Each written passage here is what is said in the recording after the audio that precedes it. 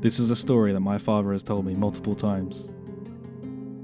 My dad is a logger, specifically one who operates a tree saw, which is basically a giant machine that is capable of cutting down massive trees and cutting them to specified length, which means he spends a lot of time alone in the deep forests. The way my dad's logging crew was set up is that he would be told where he was supposed to cut down trees, go cut them down, and be paid based on the amount of trees he cut, not on how long it took him.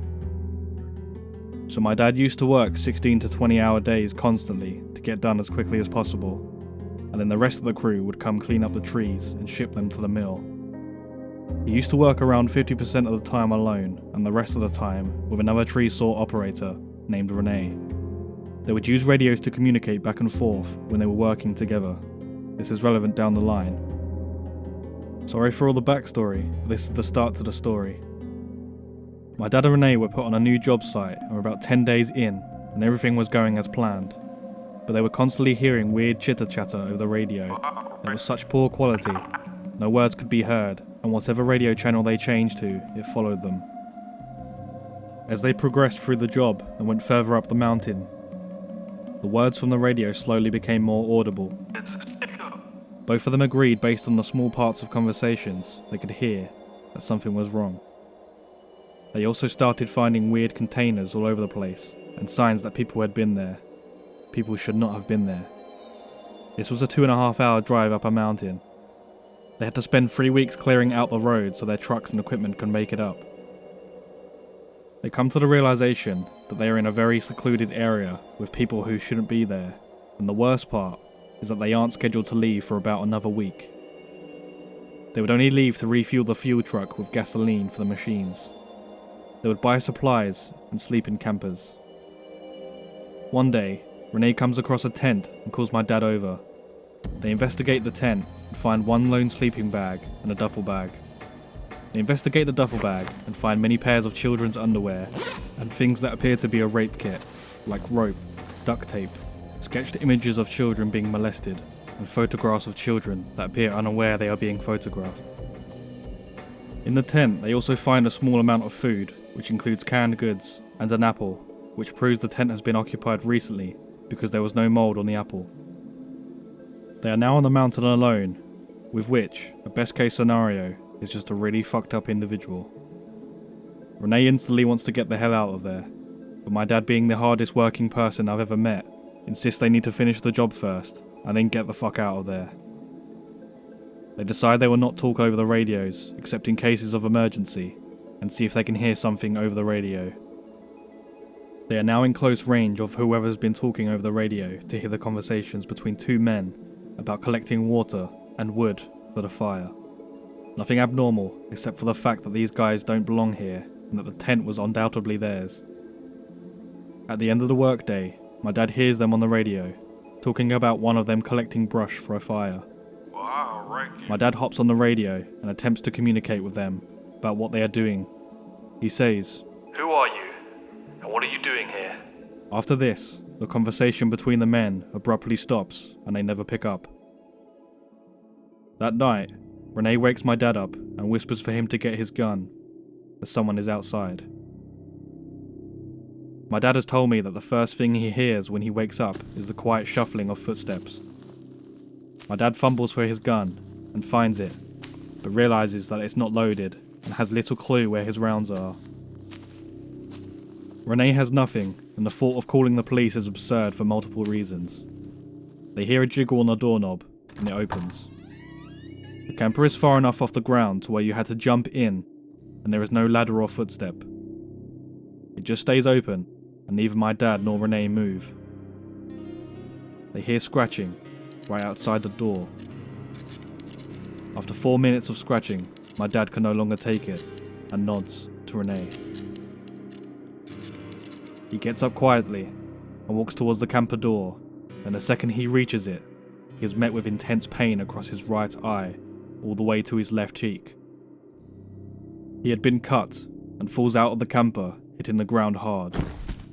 A man with a knife gets on top of him, and he is soon being kicked in the top of the head by a man behind him. Renee leaps out of the trailer and manages to get the man off my dad. My dad gets up and realizes that the second man without the knife is running away, and the man with the knife is scrambling away from Renee and starts running alongside his accomplice. My dad and Renee get into the truck and drive to the nearest hospital to treat my dad's cuts and later report the events to the police. They both quit their jobs, and 2 weeks later, as the rest of the logging crew was finishing up the job, one of them was found gagged, bound, raped, murdered, and thrown into a ditch. No one has ever been convicted of these crimes. To this day, my dad can hardly see out of his right eye, and the pupil is disfigured and looks more like a cat's eye than a human's. He suffers PTSD from these events, and hasn't had a good night's sleep since.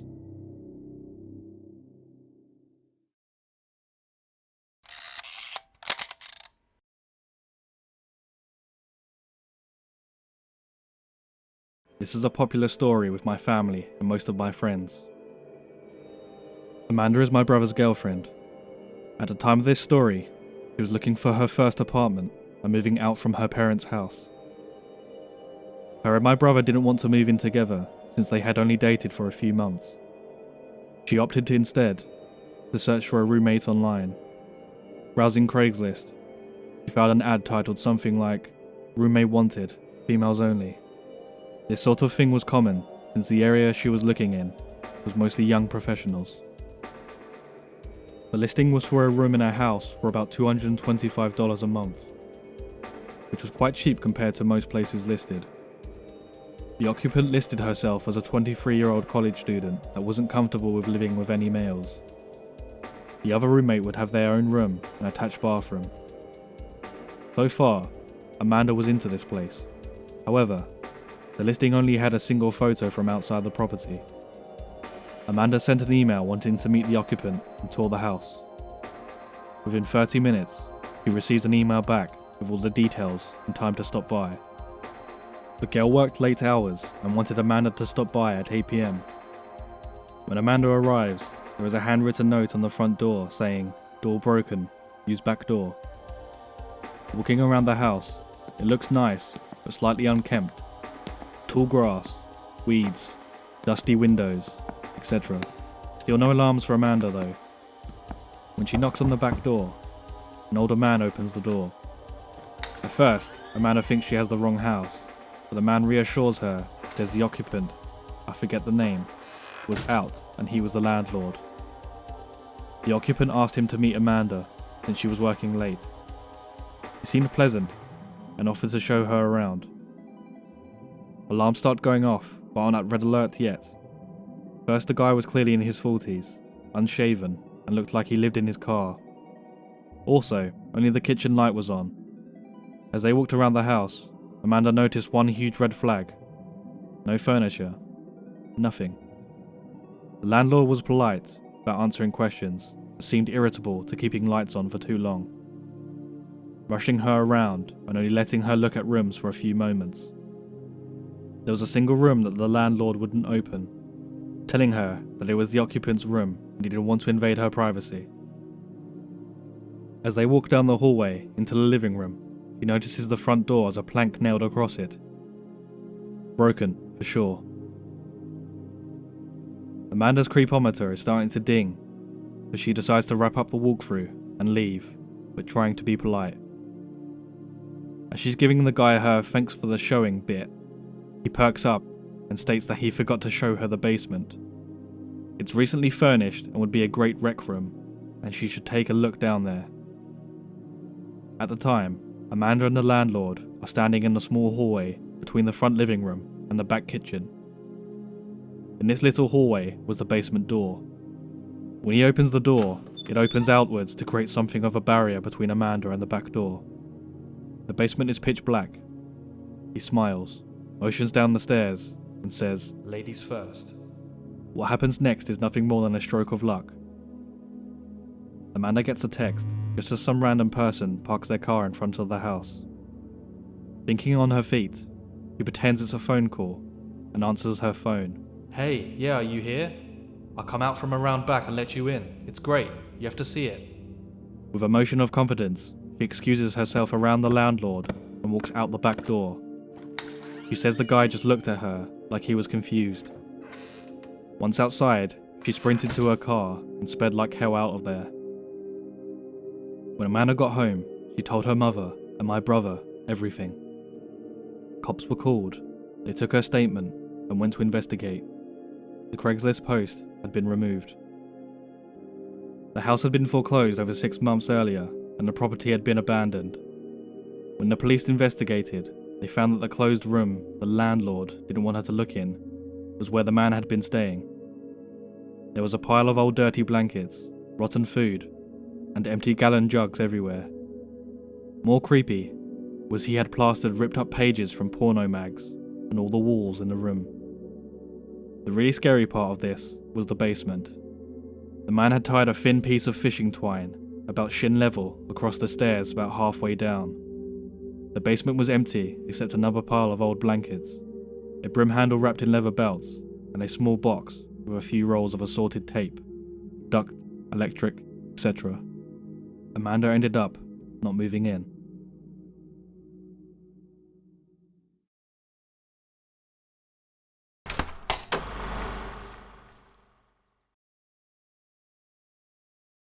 Just as some background, the place where this happened has a crime rate 1.3 times higher than the US average, including a heightened amount of violent crimes, and is known for human trafficking. I won't go into too much detail here as to how I ended up in this city. However, I wanted to shed some light on how dangerous living in this area can be before I dive into my experience. Also, for clarification, I am a woman. When I was 19, I had a very bad smoking habit. The smell of cigarettes makes me feel sick now, but back then, my Camel Blues was something I couldn't do without. At the time, I was living in what I will loosely refer to as a group home, for anonymity's sake, located in a neighbourhood just a few blocks from a little corner convenience store. I would often frequent this store, as that was the closest place to pick up a pack of smokes. Usually, when I went to pick up more cigarettes, a few of the other young women from the group home would come with me, as we were all friends and enjoying each other's company. The afternoon of this experience, I asked my friend Amber to tag along. Even though she didn't smoke, she agreed, and together we made the 10-minute walk to the corner store. I purchased my pack of smokes without issue, and Amber and I started our walk back. As usual, the streets were pretty much deserted, and we didn't see any pedestrians or cars on the way. Every moment of this brief interaction comes back to me with perfect clarity, despite 5 years having passed since we experienced this. Amber and I had turned off, walking down a deserted side street, parallel to a closed-down Safeway, blocking us from view from any of the houses in our neighbourhood. When we reached the corner, about to cross, a car drove up with 2 men inside, both staring at us. Locking eyes with the man on the passenger side of the car, I knew something wasn't right. As every woman has, I had previous experiences with old creepy men before, so I shook it off and kept walking. Turning the corner, the driver of the car stopped, putting the vehicle into park not 10 feet away. Leaving it in the middle of the road, Amber and I both froze as we saw the 2 men exit the car, the engine still idling, and both car doors left wide open. I remember the determined look on both of the men's faces. It was almost predatory, calculating, cold. Just writing this out makes me feel nauseated and anxious. My nervous system still reacting the same way now as it did that afternoon. There's something about the body language a threatening person exhibits when they have ill intentions. It's hard to describe, but the posture these men carried themselves with, as they advanced on us, is seared into my memory. I truly felt like prey at that moment. Something in my gut was certain that we had to get away from them. The 2 men never took their eyes off us. They did not call out to us, and they did not speak to each other. Not when they spotted us in their car, not as they exited their vehicle. Looking back, that is what scares me the most. This was planned ahead of time, and from the efficiency of their actions, I can only assume they had done something like this before. They must have been following us since we left the corner store. Maybe even spotting us before we went in, we just weren't paying attention. Panicking, my fight or flight response kicked in, shaking me from the temporary paralysis.